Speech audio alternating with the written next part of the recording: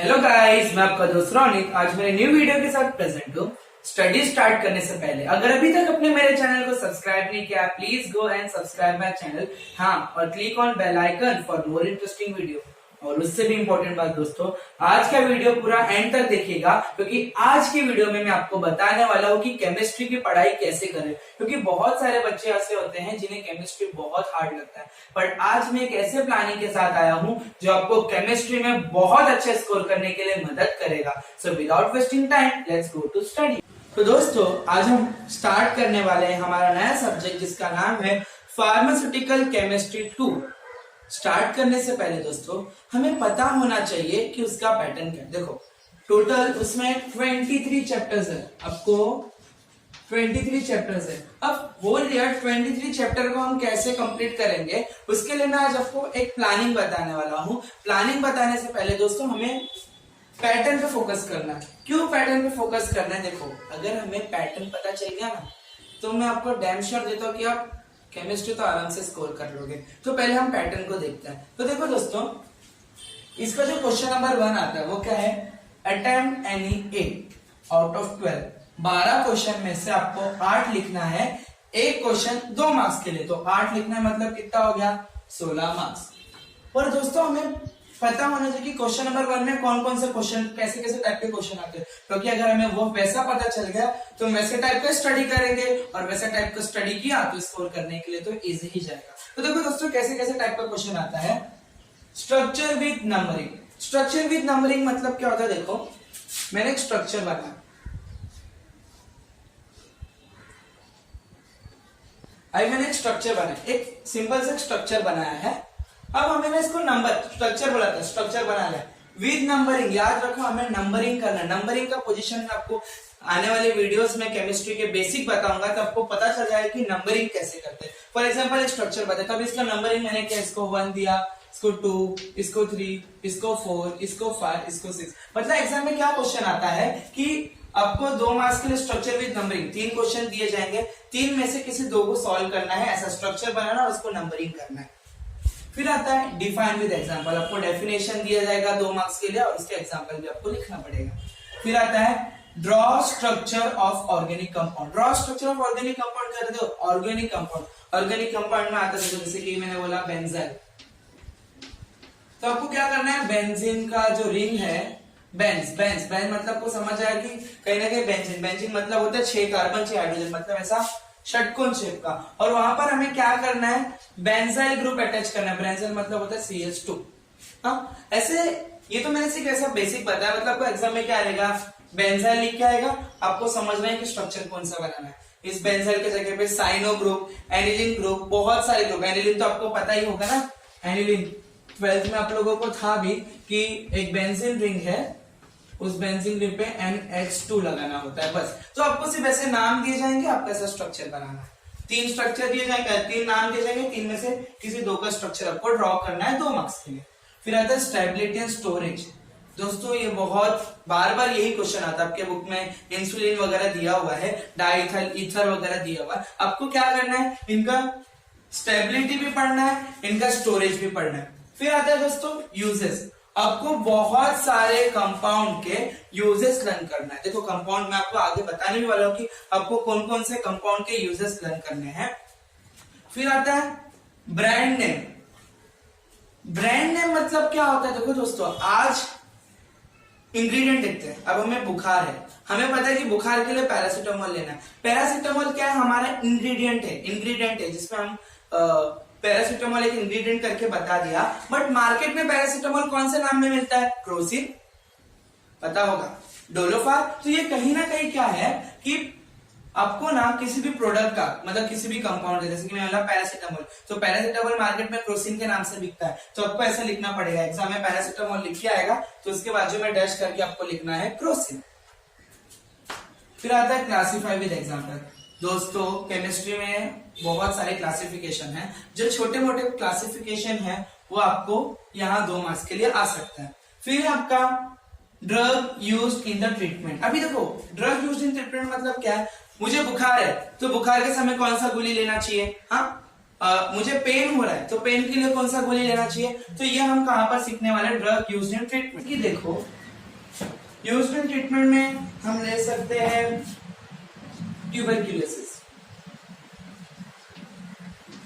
Tuberculosis एक disease है, TB एक डिसीज है, तो इस डिसीज में हम कौन सा गोली दे सकते हैं? आइसोनियाजाइड, ऐसा इथाम्ब्यूटोल, स्ट्रेप्टोमाइसिन। तो क्या करना होता है हमें, यहाँ पर हमें डिसीज का नाम दिया होता है, उस डिसीज पे हमें कौन सा मेडिसिन लेना है वो हमें लिखना होता है। तो ये जितना भी मैंने पार्ट बताया ना, तो क्वेश्चन नंबर 1 में ना यही सब आते हैं, इनमें से ही क्वेश्चन आने वाले। तो आपको इस पे अगर आपने अच्छा फोकस किया तो मैं बोल सकता हूँ कि क्वेश्चन नंबर 1 का जो एनिमेट है आपको पूरा 16 मार्क्स देने से कोई रोक नहीं सकता। फिर उसके बाद आता है question number 2, question number 3, question number 4, question number 5, question number 6। अभी देखो सब में 4 4 4 4 6 में से 4 लिखना है। क्वेश्चन नंबर 2, 3, 4, 5 तो 12 12 मार्क्स के, पर जो 6th है वो भी 6 में से 4 लिखना है, पर 16 मार्क्स का, मतलब एक क्वेश्चन 4 मार्क्स का। यहाँ पर एक क्वेश्चन कितने मार्क्स के? 3 मार्क्स के। तो दोस्तों देखो सिर्फ थोड़ा सा डिफरेंट ना यही है, क्योंकि यहाँ पर ना सिमिलर माने में क्या क्या आ सकता है? डिफाइन विद क्लासिफायर, सब में क्या क्या आ सकता है? डिफाइन विद क्लासिफायर, मतलब क्लासिफिकेशन करना पड़ेगा, डेफिनेशन लिखना पड़ेगा।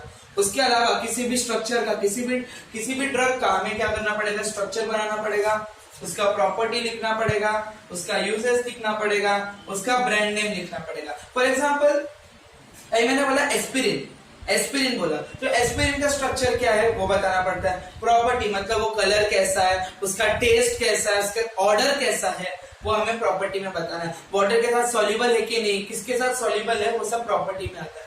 यूजेस, कौन सी चीजों के लिए वो यूज होता है? एस्पिरिन है तो एस्पिरिन किसके लिए यूज होता है वो हमें बताना पड़ता है। ब्रांड नेम, एस्पिरिन का भी ब्रांड नेम क्या है वो भी हमें यहाँ पर बताना है। तो जैसे कि ये जितने भी पार्ट है ना दोस्तों, यही सब इसमें कवर होता है। मतलब मैं आपको बताऊं, क्वेश्चन नंबर 2, 3, 4, 5, 6 के लिए अगर आपको प्रिपेयर करना है ना, तो वो तो क्लासिफिकेशन ही है। याद रखना पेपर में 50% ना 50% क्लासिफिकेशन होता है। फॉर एग्जाम्पल क्वेश्चन नंबर 2 में 50% क्लासिफिकेशन आ गया, मतलब 3 क्लासिफिकेशन आ गए। आपको 4 लिखना है ना, 3 क्लासिफिकेशन तो ऑलमोस्ट आता ही आता है, और जो बाकी के जो 3 आते हैं उसमें आपका क्या आ सकता है? स्ट्रक्चर, प्रॉपर्टी और यूजेस लिखना पड़ सकता है। हो सकता है आपको स्ट्रक्चर लिखना पड़े और बोला कि इसका नाम बताओ। हो सकता है कि केमिकल नेम दिया है, कोई भी केमिकल नेम दिया है, तो केमिकल नेम से हमें स्ट्रक्चर बनाने बोलेंगे, और फिर बाद में बोलेंगे कि वो जो स्ट्रक्चर बना है उसका ड्रग, वो कौन सा ड्रग है वो नाम लिखो। तो दोस्तों केमिस्ट्री सबसे इजी है। क्यों इजी है? क्योंकि ये जितना भी पार्ट मैंने आपको बताया ना, इसमें से क्वेश्चन नंबर 1 थोड़ा सा यूनिक है, पर बाकी 2 से लेके 6 तक के लिए आपको मालूम है क्या करना है?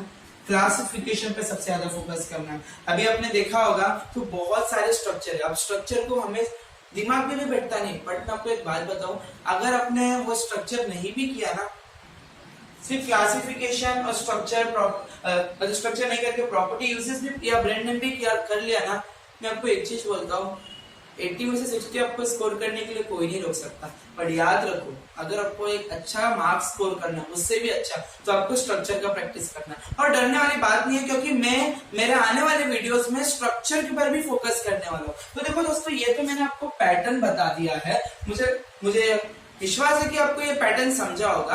अब हमारा जो नेक्स्ट टॉपिक है वो है थोड़ा बेसिक, क्योंकि देखो दोस्तों, अगर आपको बेसिक ही नहीं पता चलेगा तो आगे आपको केमिस्ट्री कुछ नहीं आएगा। पैटर्न समझा दिया, मार्क्स स्कोर करने के तरीके बता दिए, और दोस्तों अगर केमिस्ट्री सब्जेक्ट मिला है तो उसको पढ़ना भी है। तो आज मैं आपको थोड़ा सा केमिस्ट्री का बेसिक बताऊंगा, फिर आने वाले वीडियोस में हम केमिस्ट्री को डिटेल में देखेंगे। चलो, तो दोस्तों हम जो स्टडी कर रहे हैं फार्मास्यूटिकल केमिस्ट्री 2, वो कौन सा केमिस्ट्री है?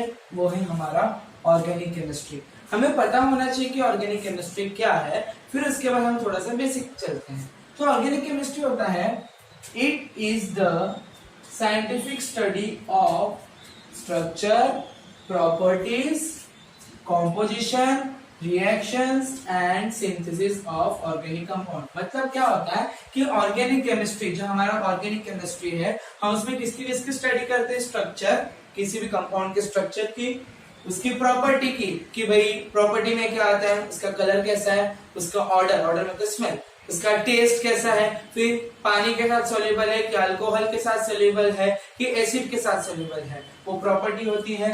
कॉम्पोजिशंस, कॉम्पोजिशंस मतलब कौन सा कितना ml, कोई भी कंपाउंड है, अगर वो कैस्टर ऑयल है तो वो कितना ml में है, अगर कोई कंपाउंड है, पाउडर है तो वो कितना ग्राम है, तो वो कॉम्पोजिशंस का आता है। रिएक्शंस, बहुत सारे हम आपस में रिएक्शंस देखते हैं, जैसे कि फिर से एग्जांपल देता हूँ कि एक सोडियम है, एक क्लोरीन है, इनका आपस में रिएक्शन होकर लोग सोडियम क्लोराइड बनाते हैं जो सॉल्ट है। फिर आता है सिंथेसिस। सिंथेसिस का मतलब मैंने आपको पहले भी बताया था कि सिंथेसिस का मतलब होता है कि दो या दो से अधिक चीजों को मिलाकर जो एक नया केमिकल फॉर्म होता है, वो सिंथेसिस का प्रोसेस होता है। ये तो था ऑर्गेनिक केमिस्ट्री। दोस्तों ये जो मैंने अल्केन, अल्कीन, अल्काइन लिखा है, ये तो आपने 12th में भी पढ़ा होगा, ये बहुत बेसिक है। मैं ये इसीलिए लिख रहा हूँ कि आपका एक छोटा सा रिवीजन होगा और आपको अगर ये सारी चीजें अच्छे से फिर से पता चल गई तो आपको बाकी का केमिस्ट्री बहुत इजी जाएगा। अभी देखो अल्केन में क्या होगा, अल्केन में क्या है, कार्बन और हाइड्रोजन 4। एक बात याद रखना कि किसी भी कार्बन के अराउंड 4 हाइड्रोजन होना कंपलसरी। अगर मैं सी हूं तो एक यहाँ, एक यहाँ, एक यहाँ, एक पीछे, मतलब क्या अगर चारों ओर से हाइड्रोजन एक कार्बन को कवर करके रखते हैं। और देखो अल्केन में क्या है, ANE, तो इसीलिए जो भी नेम है तो वो क्या है, methane, ethane, propane, butane, pentane, hexane, heptane, octane, इसके आगे नॉन एंड डेक्कन भी है, बट मैंने 8 ही लिखा है कि आपको थोड़ा सा अच्छे से समझ में आए। दोस्तों पता है ये CH4, C2H6, मतलब कार्बन देखो एक एक नंबर से बढ़ रखा है, कुछ नहीं तो सबका वाले A, तो कार्बन का समझने का, कार्बन का कुछ नहीं तो समझने का 1, 2, 3, 4, 5, 6 है, मतलब कार्बन एक एक करके बढ़ रहा है। और हाइड्रोजन कितना कितना बढ़ रहा है, डबल डबल। एक हाइड्रोजन 4 है तो फिर 6, फिर 8, फिर 10, फिर 12, फिर 14, फिर 16, 18।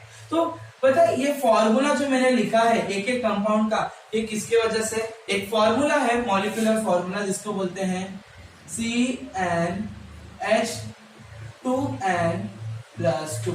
ये जो फॉर्मूला मैंने लिखा है ना, इस फॉर्मूला से मैंने ये सारी चीजें लिखी है। मैं एक का एग्जांपल देता हूं तो आपको समझ जाऊंगा। n मतलब क्या होता है, n मतलब होता है number of compound.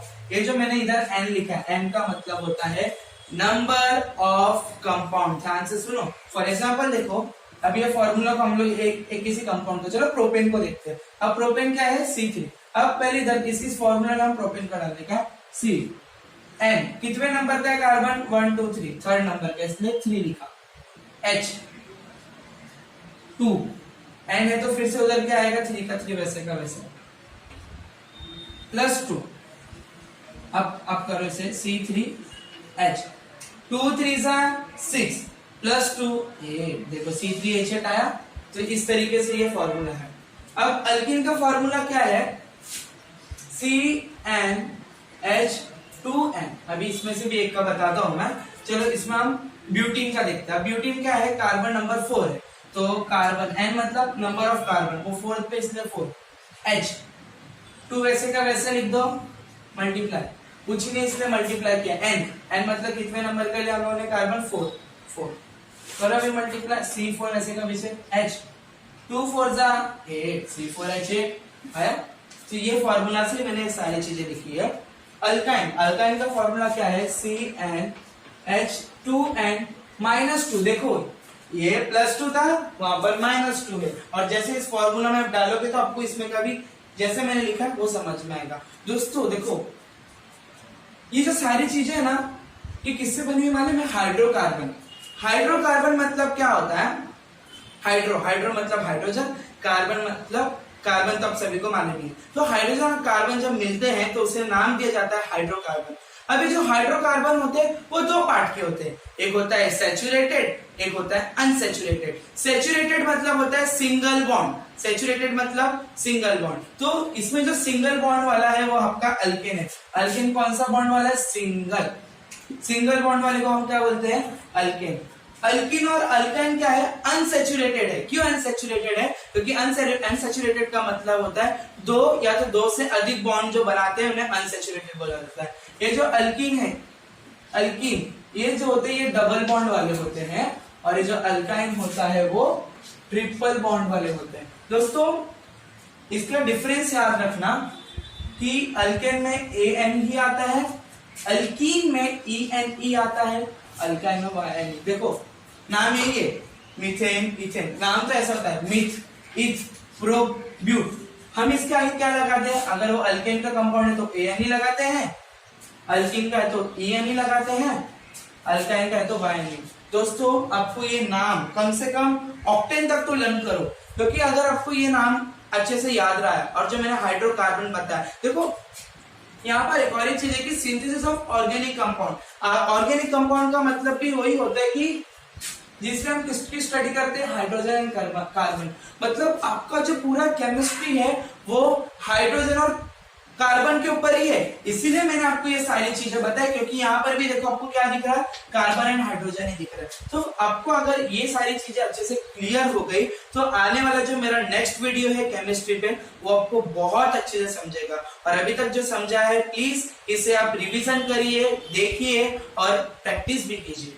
Hope so अगर आपको ये वीडियो पसंद आया है, अगर पसंद आया है तो प्लीज मेरे चैनल को सब्सक्राइब कीजिए, लाइक कीजिए और आपके फ्रेंड्स के साथ भी शेयर कीजिए। और उससे भी इम्पोर्टेंट बात, मैंने मेरे बाकी के लेक्चर के वीडियोस नीचे डिस्क्रिप्शन बॉक्स में दे दिए हैं, लिंक दे दिए हैं। अगर आपको अपना और भी बेसिक क्लियर करना है तो प्लीज जाके चेक कीजिए और मेरे चैनल को सपोर्ट कीजिए। Thank you.